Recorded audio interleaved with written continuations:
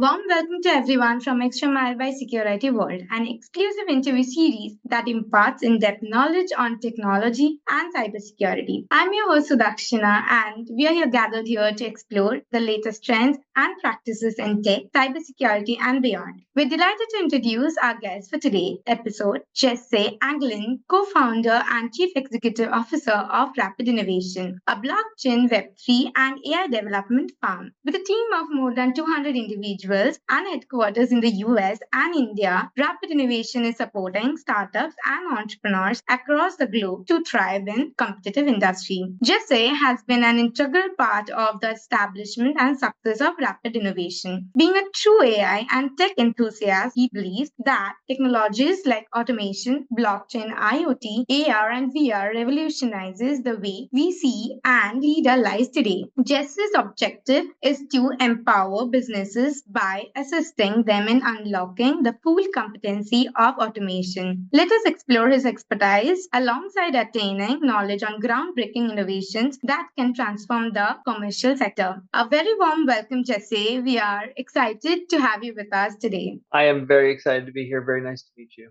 Same here. So, as someone who lives and breathes tech, how do you think technological advancements has transformed our day-to-day lives, simplifying critical tasks in professional settings and beyond? Well, that's a big question. So, lots and lots of ways. But I would say the ways that are most interesting to me would be when I look specifically at AI and generative AI in like very specifically, because AI has been transforming businesses for a long time. Like people don't think about the fact that AI has been around 15 years in a pretty meaningful way, whether that be like autocorrect on your iPhone or Netflix suggestions or something along those lines. But generative AI very specifically, I think, has the opportunity to create arbitrage in value production. And what I mean by that is that right now, the majority of value in the marketplace is created by humans, right? So people do things, those things are worth something, and then, the economy is stimulated, et cetera, et cetera. Well, what is going to happen with generative AI, agentic systems, digital labor is that there's basically the creation of value is going to become incredibly efficient as far as what it costs to create something of value, i.e. you can build an agentic system or an agentic AI, and that agentic AI is going to cost very little compared to a person, but it will produce more value than a person could. It will also take the most valuable people with the best ideas, and it will maximize their ability to create value as well. And so there's a really unique value creation arbitrage that is happening right now in the digital labor space, the agentic AI space. So that's what I'm most excited about, and I think that's what's going to most transformation. True. So technological advancement is truly something that we cannot ignore today, since it has impacted our regular routine. So moving ahead, what has been your inspiration for co-founding Rapid Innovation, and which industry gaps do you endeavor to fulfill by establishing this firm? Well, why I created Rapid Innovation, that's very simple. I have always been interested in improving the user experience of human beings. Probably for the last 20 years, I've been looking for ways to make human beings' lives better in some way, shape, or form. And Rapid Innovation is really a way to leverage my ability to create a large impact, because we work specifically with startups and with people who are trying to make an impact. And so, that's kind of my why, why Rapid Innovation exists and where that came from.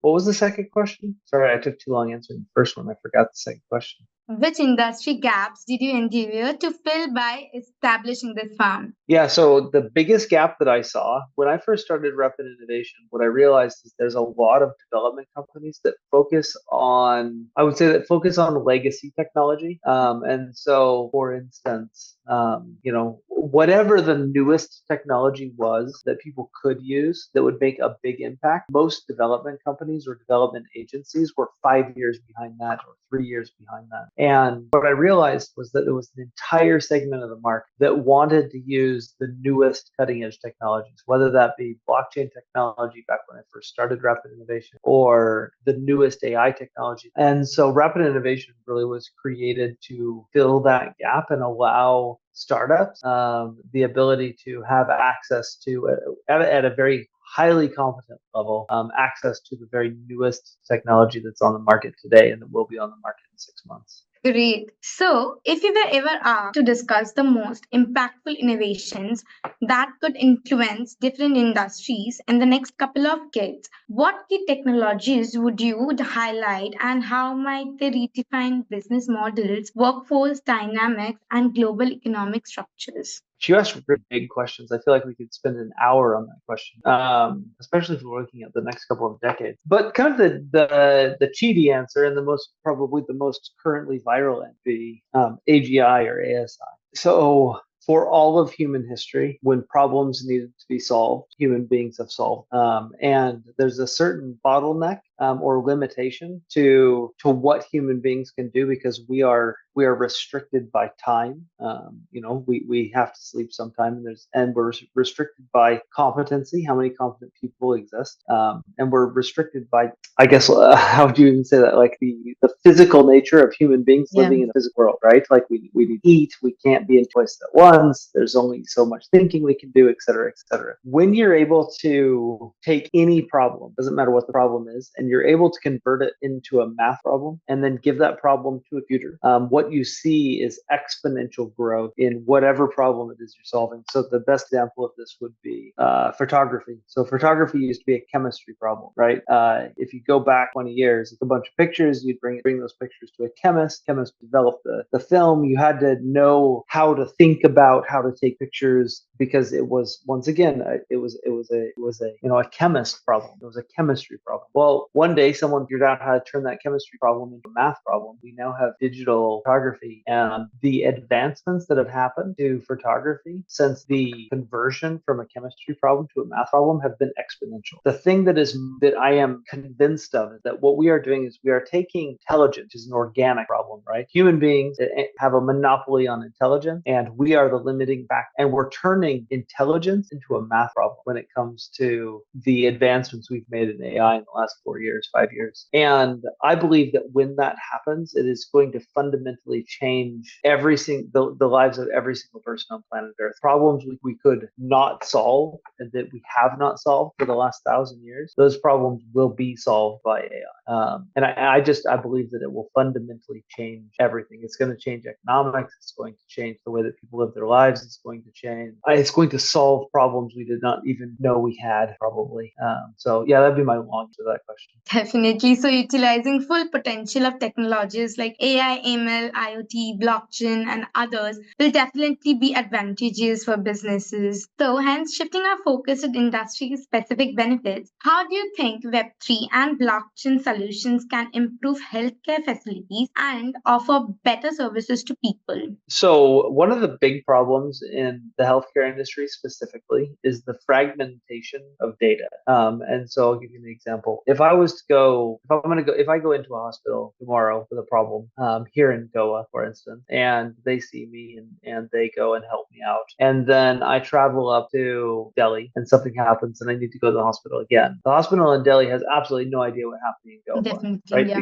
Because there's no connection, right? There's no like single source of truth that is who Jesse is and what's happened to Jesse. So They don't have your data, yeah. Exactly. And I think that that's where blockchain is going to make one of the biggest. I think that is probably the biggest value proposition of blockchain beyond maybe the ownership of digital assets and some of the other things. The idea that in a private way that is secure, I can share my data with anyone who needs, like, that is revolutionary. But the idea that you could do that specifically in the medical field could fundamentally change the way that healthcare works. Because one of the most frustrating things, and a lot of mistakes happen, because I get treated down here. Maybe I forget what medication they've given me. Maybe I forget what happened, and I don't inform it, or I don't even know that about. Yeah.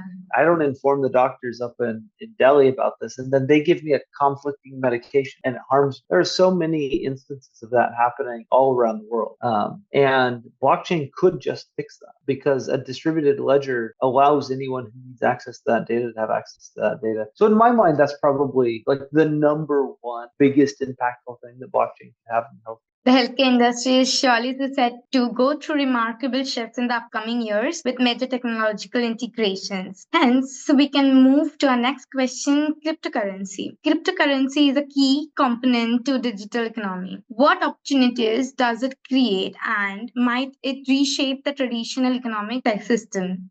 I mean, short answer is yeah, it's gonna have some sort of an effect. Really, if you think about cryptocurrencies, or I mean, even go back from that. Think about fiat, right? So governments create this technology, if you want to think about it in that sense, and that technology deals with the double coincidence of wants problem. It solves it, right? If you want a cow and I want a sheep, like we now can use this technology that we call fiat, and we can do an exchange, and you don't have to want what I'm selling, and I don't have to want to sell what you're buying, and so we can do it, right? And so that was a great advancement for how we just dealt with barter. Like, how do I get rid of the things I don't want? How do I get the things I do want? The thing that cryptocurrency has the potential to do is it has the potential to fulfill that fundamental purpose of why fiat is, right? Like it can continue to solve the double coincidence of wants problem, but at the same time, because of the nature of smart contracts, because of the nature of programmable money, right? Money that you can assign rules to. You can tell it, hey, I want you to work this way, but not work that way. Because of that innovation in the blockchain space, I think that we could do a lot of things with fiat. Number one, I think you can get rid of all the fractured fiat that exists throughout the world. In theory, if you wanted to, you come up with some sort of a global system that worked. Even if you don't want to do that, you want to go in and out of government regulated fiat currencies, which will probably be a thing for a very, very long time. You still have the ability to move value from one place to another place, which is something that's very hard to do. Like, most people don't realize, if I want to take money from the United States and bring it to India, I literally have to take like physical money out of a bank account. I have to put it in boxes, and I have to put it on an airplane, and I have to fly it over here because I can't wire large amounts of money from the United States to India without all kinds of problems, right? So they move the money physically in boxes. And the ability to take and instantly transact with any place in the world and move value from one place to another place would have, I mean, massive impacts on economies, on the ability for certain economies to grow where they currently. And so that's how I see cryptocurrency probably having the largest impact. There's more. I mean, you could probably have an entire podcast on this subject, but in my mind, that's number one. Great. So you have redefined the crucial aspects that will redefine the idea of digital economy. Moving further, security threats are advancing continuously for individuals and businesses. Do you think blockchain technology can eliminate prevalent cybersecurity concerns? Eliminate? No, I don't think the blockchain eliminates cybersecurity concerns.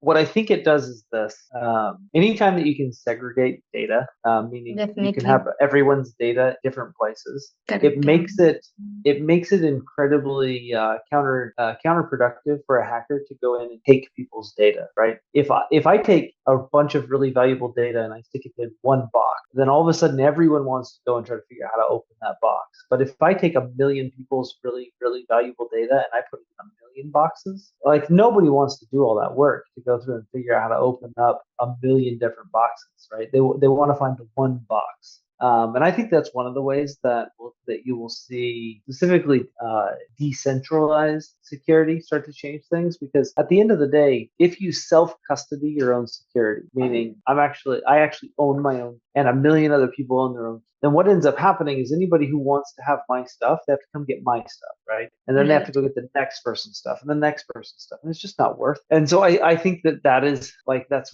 one of the factors. I think that, I don't know. I've been in the blockchain space for a very long time, since like 2011, and one of the things that I have realized, that although there are many security benefits, in a sense, with distributed ledger technology and some of how you can do like trustless transactions and things along those lines, you're never going to eliminate entirely the motivation for bad people to want to do bad things in order to get more stuff.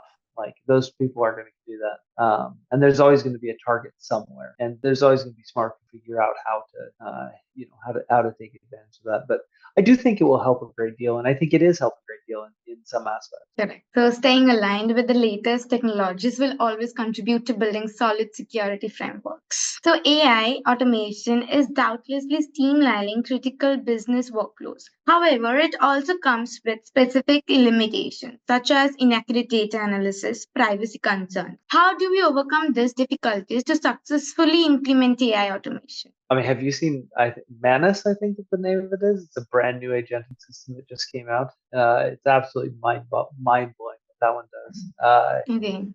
What I've realized is that about every 4 or 5 days, the technology behind agentic frameworks gets better.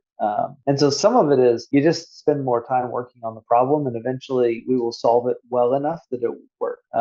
It's kind of a lazy answer, but some of that is actually true because I've seen it happening. Like the agentic systems that I was building 3 years ago are garbage compared to the agentic systems that I am building today. And I bet you if you and I were to have a conversation 3 years from today, I would tell you the agentic systems that I was building 3 years ago are garbage. The agentics that I'm building today, Okay. even though today they're pretty awesome. And so, I mean, some of it's just going to be time and people working on this problem because there's a bunch of highly motivated people specifically working on trying to figure out how to make agentic systems really good because labor, like if you just look at the labor market in the world, it is trillions and trillions of dollars. And if you solve that problem, it is worth, I mean, the value creation is I don't think our minds can really understand what it could do for the world as a whole. So there's a lot of people highly motivated to work on this problem. What I do know as well is that if you build agentic systems correctly, even today you can get accuracy that is far superior to what human beings can do. And so I think that the answer to your question could almost be we're there if done right. We have work to do, and we do need to do that work. But with certain tasks and certain automation, I think that we are almost there. How do you make it better? I mean, at the end of the day, you just continue to improve the underlying technology. So as we make the large language models better, as we make the infrastructure that runs those large language models better, then we begin this process of making the end result technology, which would be the agentic systems, we make them better. You know, things like I know they're playing around with diffusion large language models. So instead of just token generation, they're actually trying to diffuse the answer, which means that the actual number of tokens used to create an output is, I think, 10 times less than in like a traditional sequencer where you're generating tokens in a sequence. You know, even like that improvement that came out yesterday or the day before, a couple of days ago, like and that research paper that fundamentally changes how you can do things because all of a sudden now we can generate 10 times more tokens for the same cost. And when you generate more tokens, you get more accurate results. And so it's a little bit of a lazy answer, but I think that time really is what fixes this problem because there's a lot of people working on the problem. The effective implementation of AI automation requires identification and mitigation of key challenges. So that was a lot of technical questions. Moving ahead. So last question, if you were ever given a chance to choose a different career option apart from being a successful entrepreneur, what would it be and why? You know what? No one's ever asked me that question ever in my whole life. You are the first person to ever ask me that question. I should feel lucky about it then. Yeah, what an interesting question. If I was going to do something other than be an entrepreneur, what would I do? You know what? I have a very strange answer, I think, for this question because Go I do ahead, know yeah. what I would. I do know what I would do, but it's very strange. I'd be a farmer. I love to watch things grow. Part of the reason that I love being an entrepreneur is because when you work on a business, right, you put effort into it. You watch a Definitely. business go from this little tiny nothing, like a seed, and it grows into something really big, Yeah. right? And sometimes it grows into something beautiful, and you have this kind of effect as you water it and take care of it and all these things. And I've been always very, very fascinated with like, going out and planting my garden and watch grow, and then you get this reward for doing that. And so oddly, I think that if I was not an entrepreneur in the tech space, I'd be a farmer. Very innovative, inspiring. I wasn't really expecting that answer, but yeah, it was really inspiring. So that's really fascinating. It's always interesting to see how passions can connect across different fields. We're very thankful to you, Jesse, for joining and sharing your valuable insights with us today. It has truly been a pleasure to have you with us. Hey, thank you for having me. It was it was fun. You asked some good questions, some that I have not been asked before. It was really grateful to have you with us. Awesome. Thank you for having me. Okay, yeah, okay. Thank you everyone for tuning into this episode of Extra Mile by SecureITWorld. I'm your host Sudakshina, signing off for today. Stay tuned for more insightful episodes with industry leaders. Until then, keep exploring and keep learning. Stay tuned.